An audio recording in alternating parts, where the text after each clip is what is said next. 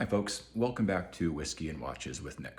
Tonight it's going to be Whiskey with Nick as I am conspicuously not wearing a watch. Hell froze over. Anyway, thankfully I have an interesting whiskey for the occasion. This is a Kujira Ryukyu 12-year from a Japanese distillery named Kujira, based in Okinawa, hence the reference to Ryukyu, and it's been aged for 12 years in sherry casks. Now, I don't usually drink a lot of Japanese whiskey. It's not really very available at the local liquor store or really anywhere in the States, frankly. Well, at least in my small town neck of the woods. I'm sure in Manhattan, you can take your pick of it. And since I got into whiskey a couple of years ago, I've just focused on bourbon and scotch and left the Japanese stuff alone. It's hard to find. When I do find it, it's expensive. It's just not accessible. However, I do have 3 of these little guys sitting around my house, well, 2 now, sitting around my house, courtesy of Flaviar. Now, I'm not sponsored by Flaviar, although that would be epically awesome. But I was a subscriber to their service for a little while before they randomly changed their minds and decided they couldn't sell in my state for whatever obscure liquor law based reason that was. But they would send out quarterly shipments of 3 50 milliliter vials of hard to find whiskeys that the typical consumer can't just go and pick up. Hence, it was really a fun way to get into a higher end and a rarer end of whiskeys. I wish they would bring the service back, but you know, the way things are going these days, I'm lucky I can buy bourbon in America. So I don't have any bottle to show you. I'm looking at the bottle on the website now. It has like a watercolor of a, I guess, blue whale or gray whale. Forgive me for not knowing my cetaceans better. And some calligraphy, and it's a pretty label. It's artistic and elegant, kind of what you'd expect from a boutique Japanese, well, anything, including whiskey.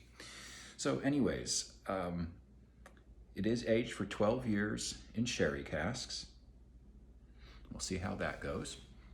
It is distilled, interestingly, from 100% long grain indica rice, which I think is cool. I'm not sure that I've had a rice-based whiskey, let alone a single grain, purely rice-based whiskey before. So that's cool. It's got that going for it, as well as the fact that it's from, did I mention, Okinawa?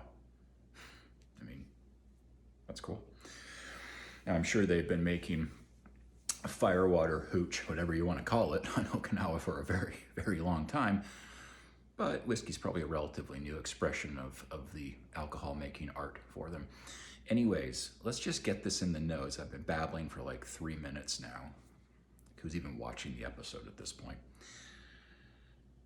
So one of the cool things that Flaviar does is they would send out little flavor note cards. You can see toffee, oak, and jasmine. They have a tongue-in-cheek sense of humor. And I found their flavor cards to actually be really pretty accurate in describing the whiskeys. Kind of a cool feature. Again, I'm not affiliated with them. I just think they're a cool service.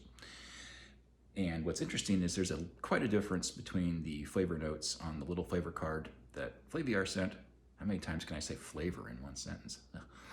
And the tasting notes that the website provides. So I'm going to nose it a little bit, tell you what I think, and we'll compare what I think versus what the respective experts think.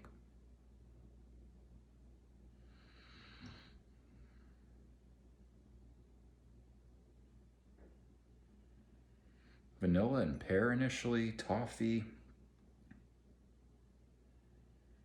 Definitely some hints of sherry on the nose, as one would expect. It did have 12 years in the wood.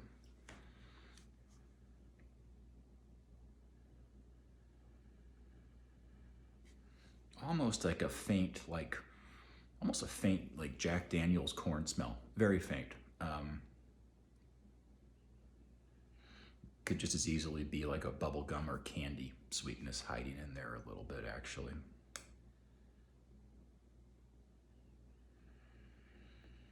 Not sure I'm getting the jasmine necessarily, despite it figuring prominently on the Flaviar tasting card. All right, well, Let's get this on the palate and see how devilishly prominent the wood is.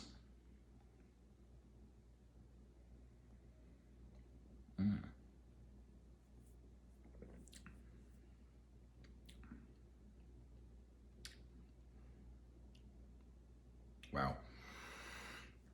That's just entirely too woody for me.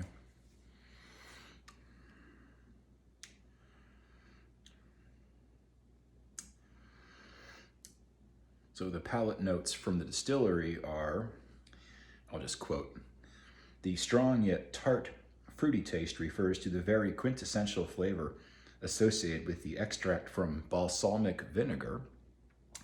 Dry palate, you could say that, slightly decorated with a hint of sweetness like rum mousse."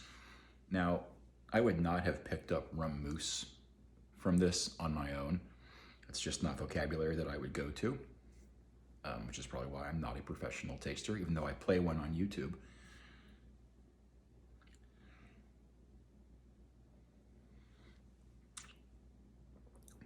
Yeah, I'm not sure I'd go with rum mousse, but aside from being a little drier than I like for sure,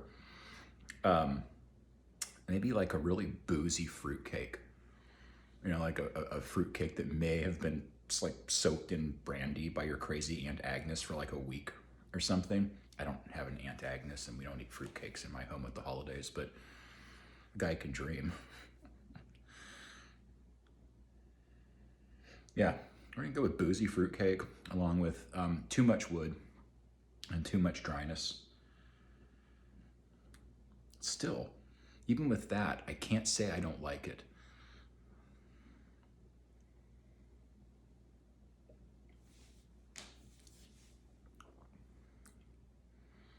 It's a very soft, supple mouthfeel on the tip of the tongue, and then as it goes back down the mouth, it really does dry the palate.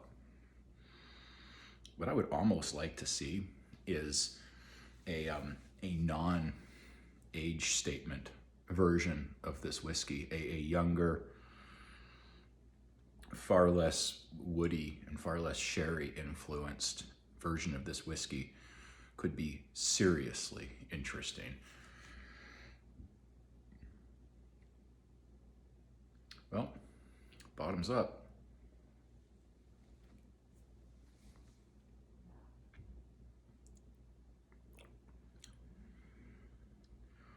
A little bit of pear, hint of caramel, maybe a hint of brine on the finish, which is interesting because the Flaviar card does figure brine ever so slightly at the very bottom there, well below jasmine, who sadly I didn't pick up at all. I didn't pick up jasmine. Folks, we're gonna call this review right now. There have been far too many bad jokes in 8.5 minutes. Anyway, thank you for joining me while I experienced, albeit somewhat haphazardly, this very unique and very fun whiskey.